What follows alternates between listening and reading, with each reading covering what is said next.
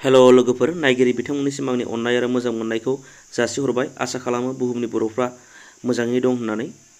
आङो दिनैनि भिडिअखौ लाबोदों आसामनि बुहुमखौरां माने आसामनि सोमोन्दै रायलायगोन। आसामा बेसेबां गुवार गुसेब बेफोरखौ रायलायजोबगोन।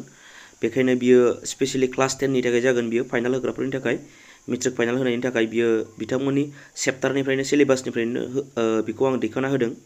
मोजाङै नायलांबानो जाबाय। बेखायनो नोंथांनि गामियाव सोरबा उन्दै गथ' दङब्ला बे भिडिअखौ अननानै नायहोथार आरो खोन्थाना हो ओरैबायदि चेनेलाव दावहरु गयारि इउटुब चेनेलाव अनलाइन क्लास खालामगासिनो दङ होननानै। आङो आंनि चेनेलाव अनलाइन क्लास खालामगासिनो दङ। आंनि टाइमा जाहैबाय फुङाव मोनसे हगारगोन आं ओरैनो 8टा-9टानि गेजेराव अनलाइन क्लास मोनसे जागोन, ओमफ्राय 12टायाव मोनसे जागोन, 12:30आव मोनसे जागोन आरो मोनानि 8टायाव अनलाइन क्लास मोनगोन। बेखायनो नोंथांमोना बे चेनेलखौ अननानै बयनोबो खोन्था। बिदिबा जागायदिनि। आसामनि बुहुमखौरां 1 नाम्बाराव नाय। आसामनि गासै हा खालिया 2.4 जौखोन्दोनो। बेखौ जों गोसोआव लानो गोनांथार। थामहिनबा 78,438 बर्ग किल'मिटारफ्राम।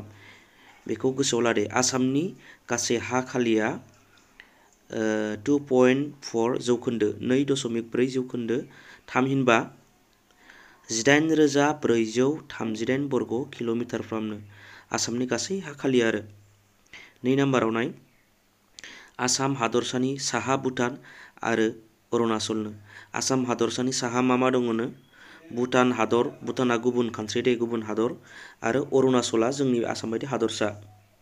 आसामनि हादरसानि साहाजों मा दं? भुटान हादर आरो अरुणाचल हादरसा। खोलाहा दं मिज'राम हादरसा आरो मेघालय हादरसा दंनो खोलाहा। आरो सानजाहा दङ नागालेण्ड आरो मणिपुरनो। नागालेण्ड हादरसा आरो मणिपुर हादरसा दङ सानजाहा। आरो सोनाबहा दं बांलादेश हादर आरो सोनाब बंग हादरसा। बेखौ जों मिन्थिना लानाया गोनांथार दे, जों माब्लाबा सोंबा बेखौनो जों बावनो हागौ। बेखायनो आसामनि साहाजों दं भुटान अरुणाचल आरो खोलाहा दं मिज'राम मेघालय, सानजाहा दं नागालेण्ड मणिपुर, सोनाबहा दं बांलादेश आरो सोनाब बंग। जों माब्लाबा बेखौनो बावनो नागिरो। दाना नायनि 3 नाम्बाराव। 2011नि सुबुं सानखोनि बायदिब्ला आसामाव गासै 2.6 जौखोन्दो, थामहिनबा 312.5 लाख मानसि दंमोननो। जोंनि आसामाव 312.5 लाख बिदि आरोना, 312 लाख मानसि दंमोन आसामाव 2011नि बायदिबा। बेखौ मोनसे मिथिना लानाया गाहाम फरायसा नोंथांमोन आरो आंनि लोगो नोंथांमोन। माने जोंनि मानसिखौ, सुबुं अनजिमाखौ सानो आरो फरायनायनि हार बायदि मैयाखौ साननाया जाहैबाय जोंनि भारत हादराव 10 बोसोरजोंसो सानो। 2001आव खनसे सानगोन, 2011आव खनसे सानगोन, 10 बोसोरनि उनाव। आरो 10 बोसोरनि उनाव गोदान आपडेटआ माला जागोन? 2021आव जागोन, 2021आव। नै बोसोरसे दंबावो। नैबे बोसोर बारनानै फैगोन बोसोराव बेसेबां जाखो दा बेखिनियाव सुबुं अनजिमाया आरो बेसेबां लेखा गोरोंनि हारा बेसेबां दङ आसामाव, बेखौ 2021आवसो सानगोन आरो। बे 2011खौनो जों दा लाथ'बाय थागोन। दानिया नाय, बेखौनो नोंसोर नायना लादो 3 नाम्बाराव। आसामाव बेसेबां दंमोनो 2011आव? 312 लाख मानसि दङमोन दे। 4 नाम्बाराव नाय। आसामाव गासै 159.93 लाख हौवा आरो 152.66 लाख आइजो। गोसोआव लादे रायजोफोर बेखौ, नोंथांमोन फरायसा नोंथांमोन। मा होनदों? हौवासानि हारा बेसेबांनो? 159.93 लाख हौवाफोर दं आरो 152.66 लाख आइजोफोर दङनो। 2011नि बायदिबा दे बेयो। 8 नाम्बाराव नाय। आसामनि फरायनायनि हारा 2001आव 63.25 जौखोन्दो मोनो, माने 63.25% मोन दे 2011आव।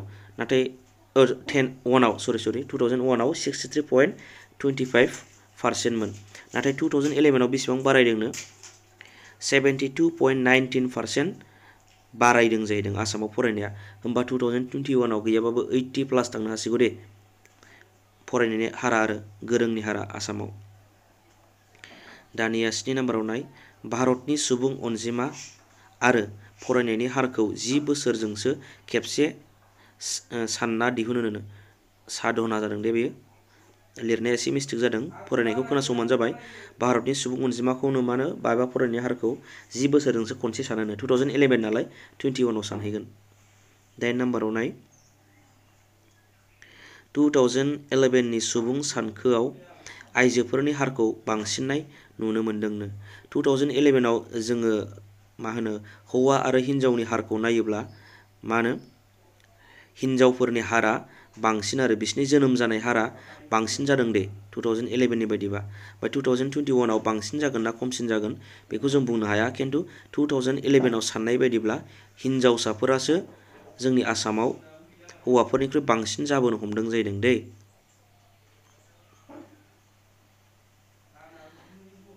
नायबावदो दानिया 9 नाम्बाराव नाय आसामाव 2001 आव 87% गामियाव थादोंमोननो आरो 2011 आव बेसेबांनो 85% गामियाव थादोंमोननो अब्ला जों 2001 आव 87%आनो गामियाव थायोमोन आरो बांसिनानो गामियाव थायोमोन ओमफ्राय 2011 आव खमायबाय एसे बांसिना मा नोगोराव थाबाय आरो टाउनाव थाबाय 85.90%आ गामियाव थाग्रा जाबाय आरो खमायलांबाय अब्ला जों साननानै ला 2001 आव 87%आ गामियाव थादोंमोन नाथाय 2011 आव 85.90%आल' गामियाव थादोंमोननो दे 10 नाम्बाराव नाय आसामनि नोगोराव थानाय सुबुं अनजिमाया 2001 आव 12.90% मोन आरो बेसेबांमोन 12.90 जौखोन्दोमोन दे 2001 आव नाथाय 2011 10 बोसोरनि उनाव बेसेबां बारायखोनो 14.9% जाहैदोंमोन माने 14.9 जौखोन्दो बारायदों आरोना माबायाव थानाया मा होनो टाउनाव थानाया बारायबोनो हमदों आरो गामियाव थानाया लासै लासै खमायबोनो हमदों एबार नेक्स्टआव बांसिन जाबावनो हागौ बेफोरो दे दाना नाय आसामनि सुबुङा गामियारियाव खमायलांना नोगोराव बारायनो हमदोंनो माने सुबुं सानखो बायदिब्ला 2001 आरो 2011 2001 आरो 2011 आव साननाय बायदिब्ला मा होनो आसामनि सुबुं अनजिमाया गामियाव थानाया खमायनानै नोगोराव थानाया बांबोनो हमदोंनो दे 11 नाम्बाराव नाय आसामाव 2011 नि सुबुं अनजिमा साननायनो आसामाव 2011 नि सुबुं अनजिमा साननाया नायदो बेसेबांमोन बहाय गासै माबायदि जादोंमोन नायदो साननाया मा होनो